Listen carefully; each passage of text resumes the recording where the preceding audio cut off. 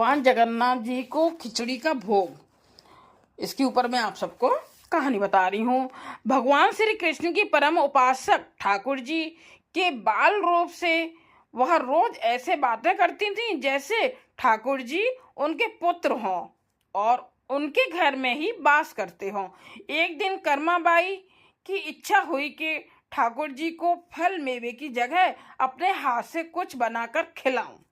उन्होंने जगन्नाथ प्रभु को अपनी इच्छा बतलाई। भगवान को भक्तों के लिए सर्वथा प्रस्तुत प्रस्तुत हैं। प्रभु जी बोले, माँ जो भी बनाया हो वही खिला दो, बहुत भूख लगी है। कर्माबाई ने खिचड़ी बनाई थी, ठाकुर जी को खिचड़ी खाने को दे दी। प्रभु बड़े चाव से खिचड़ी खाने लगे और कर्मा वाई ये सोचकर भगवान को पंखा झलने लगी कि कहीं गरम खिचड़ी से मेरे ठाकुर जी का मुंह ना जल जाए। संसार को अपने मुख में समाने वाले भगवान को कर्माबाई एक माता की तरह पंखा कर रही हैं और भगवान भक्त की भावना में भाव विभोर हो रहे हैं। भक्त बसले भगवान ने कहा, माँ मुझे तो खिचड़ी बहुत अच्छी लगी, मेरे लिए आप रोज खिचड़ी ही पकाया करें, मैं तो यही खा आकर खाऊंगा। अब तो कर्माबाई जी रोज सुबह उठती और सबसे पहले खिचड़ी बनाती, बाकी सब कुछ बाद में करती थी। भगवान भी सुबह सवेरे दौड़े आते आते ही कहते, माँ जल्दी से मेरी प्रिय खिचड़ी लाओ। प्रतिदिन का यह क्रम बना रहा। भगवान सुबह सुबह आते और भोग लगाते और फिर चले जाते। एक बार एक महात्मा कर्माबाई के पास आया। महात्मा ने उन्हें सुबह सुबह खिचड़ी बनाते देखा तो नाराज होकर कहा, माता जी आप ये क्या कर रही हैं? सबसे पहले नहा धोकर पूजा पाठ करनी चाहिए, लेकिन आपको तो पेट की चिंता सताने लगी है। कर्माबाई बोली, क्या करूं महाराज जी, संसार जिस भगवान की पूजा अर्चना कर रहा होता है वही सुबह सुबह भूखे आ जाते हैं, उनके लिए ही तो सब काम छोड़कर पहले खिचड़ी बनाती हूँ। महात्मा ने सोचा कि शायद कर्माबाई की बुद्धि फिर गई है, तो यह तो ऐसे बोल रही है जैसे भगवान इसकी बनाई खिचड़ी के ही भूखे बैठे हुए हों। महात्मा कर्माबाई को समझाने लगे, माता जी तुम भगवान को अशुद्ध कर रही हो, सुबह स्नान के बाद पहले रसोई की सफाई करो, फिर भगवान के लिए भोग बनाओ। अगले दिन कर्माबाई ने ऐसे ही किया। जैसे ही सुबह हुई भगवान आए और बोले, माँ मैं आ गया हूँ, खिचड़ी लाओ। कर्माबाई ने कहा, प्रभु अभी मैं स्नान कर रही हूँ, थोड़ा रुको।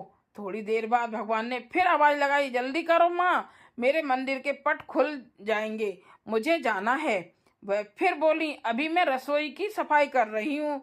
प्रभु भगवान सोचने लगे कि आज माँ को क्या हो गया है, ऐसा तो पहले कभी नहीं हुआ।